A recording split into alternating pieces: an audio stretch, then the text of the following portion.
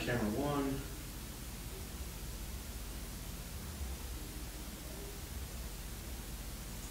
All right, you're on. Okay, hey, okay, so we're a little bit of feedback happening right there, and here, I guess I should, hey, Sean, sorry, but live streaming right now, need to get back to this conversation later. All right. So, Udicci Updates. Let's see, how are the cameras? We've got everything kind of working tonight. We've got the empty chair here, which, whatever, we're just going to have an empty chair for tonight. We're on camera one. So, where are we? What's Udicci Updates? Where are we? I guess we've reached a point of what seems like no return. And you know, you hear from people time and again how difficult small business is, and it really is. And we've really tried to be as open with what we're doing. There's a lot of stuff that still you've got to go digging deep into the Udicci archives to find. That we've been trying to keep track of what we've been doing for many, many years now, so that people could really see the progression of what it takes to be a small business.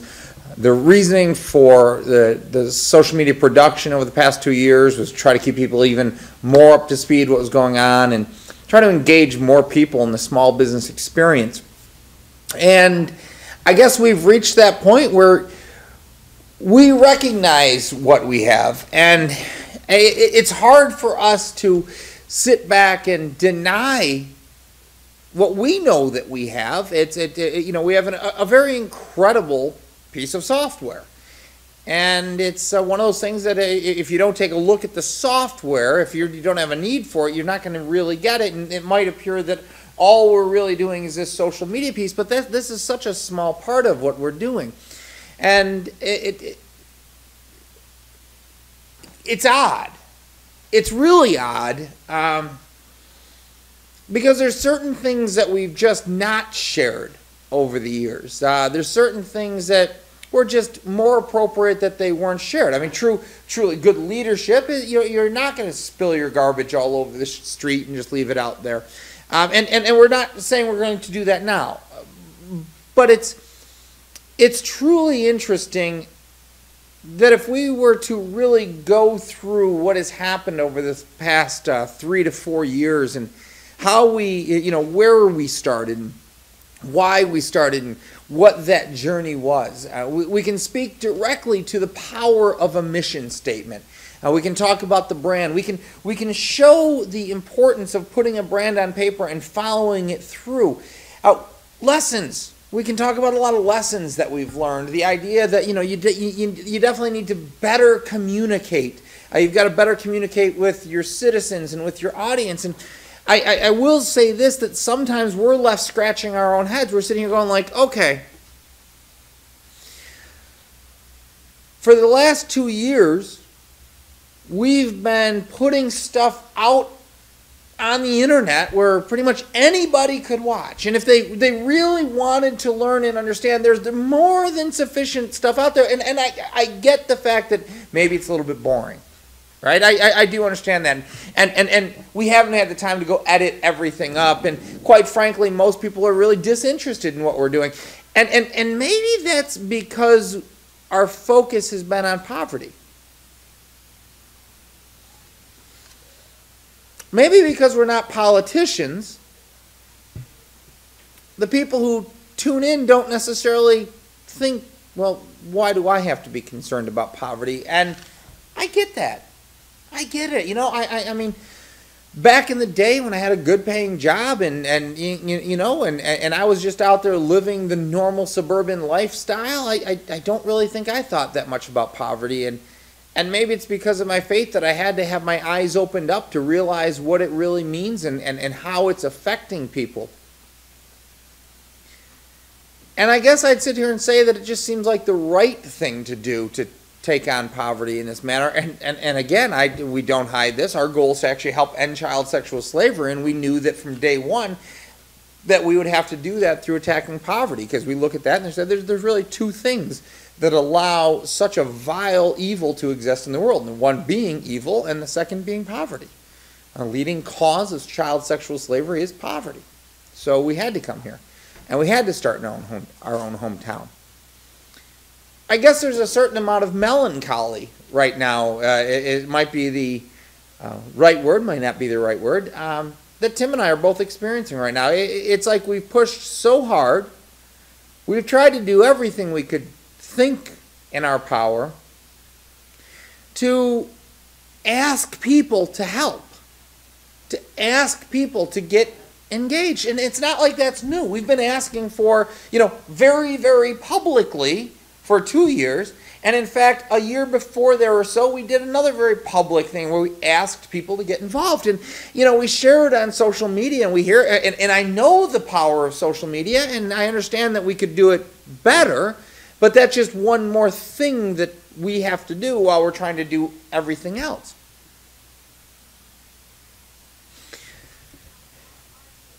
And I guess I've reached a point where I go, I don't know what else to do except for to move forward. I don't know what else to do except for to continue on our mission forward in spite or despite what everything else has happened. I mean, if you really could just, if you would one night just come to our studio. Like, I don't think we should live stream this, but come to our studio. Let's have a real conversation about what the last 3.5 years have looked like from our perspective. And I'm sorry that it's like, I do get the fact that in our world right now it's really about everybody else. It always is about everybody else.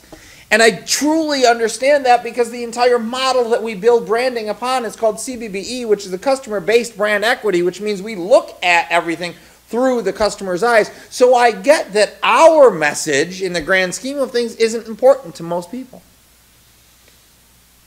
Actually, it was told to us just yesterday that if people can't figure out a reason to buy from us, then, if they have no reason to buy from us, then they won't. And I'm going, yep, you're right, because for the most part, we're really not trying to sell that much to most people. We're just asking for some help sharing online right now. We're telling people that, you could help if you'd be willing to get out of debt and save some money on your debt, because we've got this credit union that could use your help, that, you've got a car loan and you want to save money on your car loan. Do that. Right? We actually have some very specific, easy things that people could do that actually help themselves, and in return help our community. And even that's difficult. And perhaps it's a commentary on society as much as it is a commentary on our own work. And by all means, we are glad. Glad's the wrong word, certainly the wrong word. We are willing to take on the fact that any failures that we may have, any shortcomings that we may have, we'll take those on. Those can be from us. Maybe we took on more than we, maybe it's that whole thing, we bit off more than we could chew. But the fact remains this: it's impossible for us to deny where we are today. Right? We've been working for 3.5 years or so with a local credit union who's a community development financial institution. Through the work that we would do as a marketing company, we went out and we tried to really understand what the problem was we were trying to solve for the community. And you would hear from like HTR, which is a high-tech Rochester, who put on one of the small business programs, solve the problem of your community. And it's tough for us, because ours is not to solve one problem, it's to solve anybody's problem. But we're first going after poverty and helping in the community. And what we found was really the need to be able to connect people to the resources that they had. It's interesting that, I challenge you right now, go out on Google. We have this wonderful tool that if you go search for something, it'll help you find it. Go out to Google right now, find the single place where a citizen can go and find the resources that they need in Rochester and have them connect to it. Now, some people might look and say, like, well, that's what Google is for, but it's really not, right? In our day and age of social media, well, something like Facebook, but then every single organization has their own Facebook, and they're all vying for your attention. They're saying, hey, here we are, but there's so much noise happening. And then, quite frankly, a lot of the people who are in poverty simply don't have access to some of the technology that we would have, so we have to solve that aspect of it. But, we've gone out and we've done what we know to do. We've done what the system has told us we should do. Go out and do your market research. Go out and talk to the people you're going to serve. Go out and give them the products. Help to give them the products that you need to have done. And lo and behold, we came up with the same basic solution that the city of Rochester is now talking with IBM to be bringing in. So, we're glad. We really are glad that for a number of things is that just tells us we're doing the right thing, right? I mean, in many ways, it's the multi-billion-dollar valued corporation is being asked by the organization, the city of Rochester, which has millions upon millions of dollars available at its resources, closing in on billions for this poverty initiative, that they have figured out the same thing we've figured out. And the difference is that we've already created the platform. Now, I don't say that to toot our own horn. I guess in many ways I say that to yell at the top of our lungs that there are many people out in the community right now trying to solve poverty, and we're just one of them, and we already have the most basic solution. And thank you, Sean, earlier for having that conversation online. No. Just to be very, very clear, no, we're not saying we can compete with IBM. I mean, let's be real. We're two guys doing this little thing and trying to make it happen. But the Stairway Out of Poverty initiative, the one that says I need a singular platform to be able to connect the citizens to the resources they need, and I'll take it a step further to define the measurements by which we will look at these organizations and say, are you helping the citizens? That is the platform that we have created. That is the platform that for, basically for the most part this year, but, going into last year we were inviting people on to do different parts of it, but this year that has been what we're rolling out. We've gone through, tried to say, how do we get help? How do we help? How do we help? And we've been involved with so many organizations in town. And we're going, you know what the biggest issue really is? You know what the biggest issue really is right now? Everybody wants to do their own thing. Communities are not built upon individuals doing their own thing. It is them doing their thing with other people. And here it is, we've got the city of Rochester reaching out to IBM, which is a wonderful, wonderful thing, and I'm certain, I'll go on record right now and to say this, that I am certain the IBM solution will be better than what two guys in the Hungerford building could create. I'm just going out on a limb and saying that there. I'm just saying there's a really good chance that the multi-billion-dollar company who's been given will be, millions and millions of dollars from state funding will end up with a better solution. But there's this. We can begin today, and anything we need that is above and beyond our capacity could be cared for right here in Rochester, New York. We have this wonderful resource called Rochester Institute of Technology. One of the leading technology organizations in the world, schools, whatever you want to look at it. But I know that there's more than just a school in there because we are having an interview with them yesterday. And we have more than just RIT, right? We've got Xerox. They're a business consulting. I know the document management and whatnot, but it goes beyond that. We have incredible media companies growing up right here in Rochester. Something I didn't recognize, and we're going to talk about it a little bit later, is this little micro media production houses of which Rochester is becoming a sort of a little mecca for. Right? We're actually becoming this thing. But what's odd is that most people don't know about this thing that's happening in Rochester. It blows my mind. right? Rochester needs good reason to hope. We need to believe that there's something great going on. And we hear about this 400 million or 700 million, depending on what the day is today, photonics thing that's going to be happening in Rochester. And that's beautiful. And that's wonderful. And it's only going to add to the current production and everything else that's happening. But that's not the only thing happening in Rochester. And we need to keep that kind of stuff out in front of people. We need to be using social media to keep showing all the good things that are going on. And that's kind of what Udicci Studios was created for, is to highlight the cool stuff, the good stuff, the stuff that people are doing, the stuff that small businesses are doing, the stuff that big colleges are doing. We designed this to highlight the good. We designed our software to serve the people. And I guess we're going to go to a quick break here, and I'll say that, you know what? Yeah. There is a little disappointment right now inside of Udicci. Because we've been working very hard trying to reach our community, trying to reach people. We've had many people sit at our tables here. Many community leaders sit at our tables. And yet, we don't know how to even be asked to be a part of the larger conversation anymore. So there's a little bit of melancholy today. But, not going to let that break our stride. Nobody going to slow us down. And with that, we're going to go to break. We'll be back in a minute.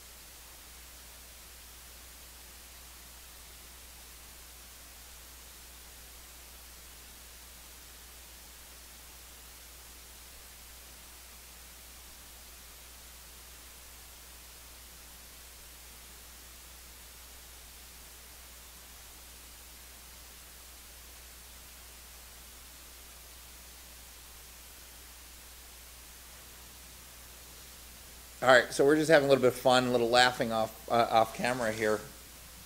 And again, for a lot of reasons, people sometimes they've got their reason that, well, this happened because of this reason, that happened because of that reason.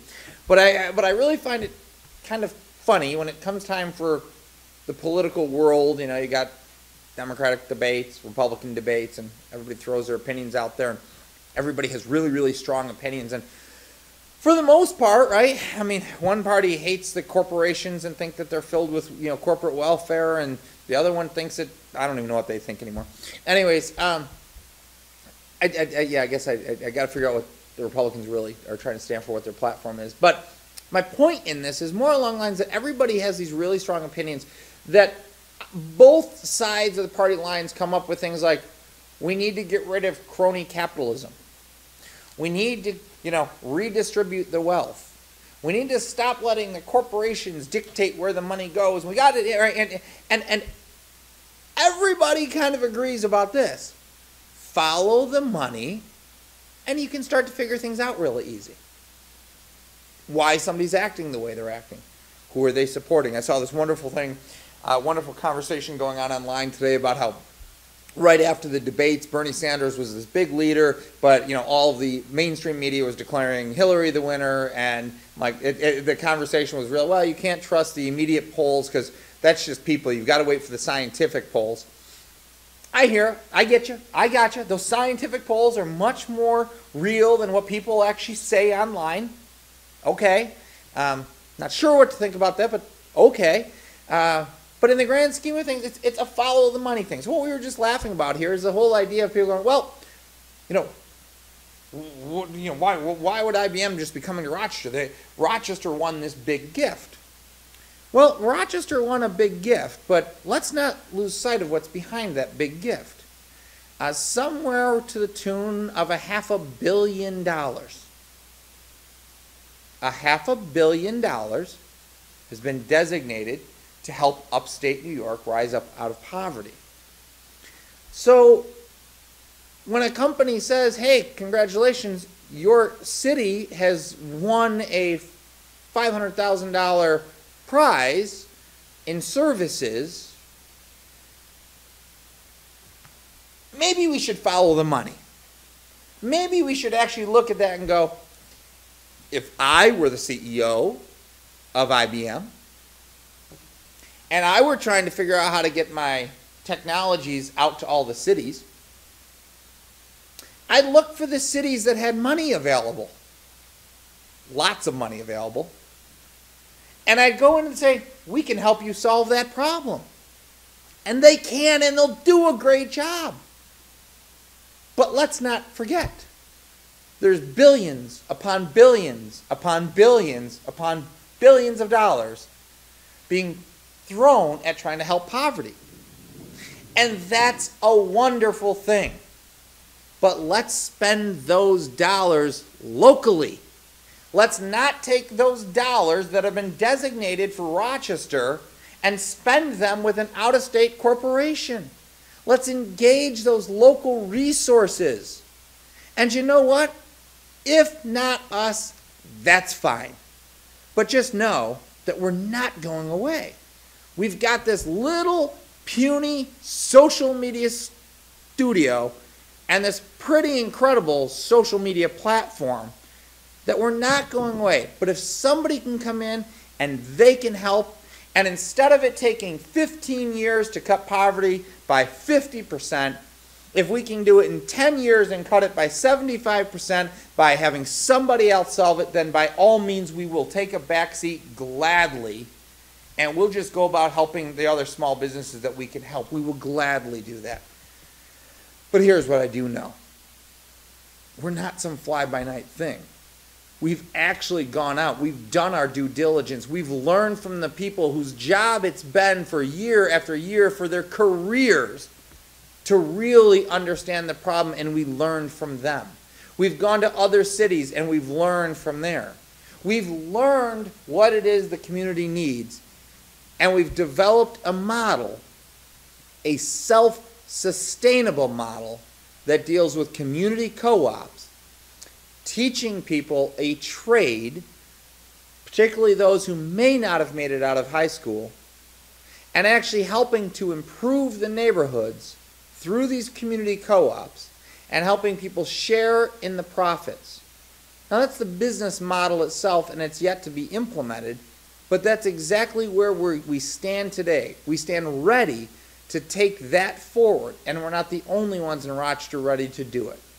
So maybe it's just time to have fun. Maybe it's time for the small business to say, let's see how well social media can help the small business compete with governments and big business, even those chasing the billions of dollars. All right, so that's the end of our update soliloquy soapbox for the night, and we will be back in just a moment with some much more fun conversation We will have Larry up from Origami. We're going to talk about balloon mansions, which are really super cool. And we'll talk about actually like some micro production. That's what I kind of mentioned earlier. So we'll be back in about 2 minutes, and I will have the empty chair full.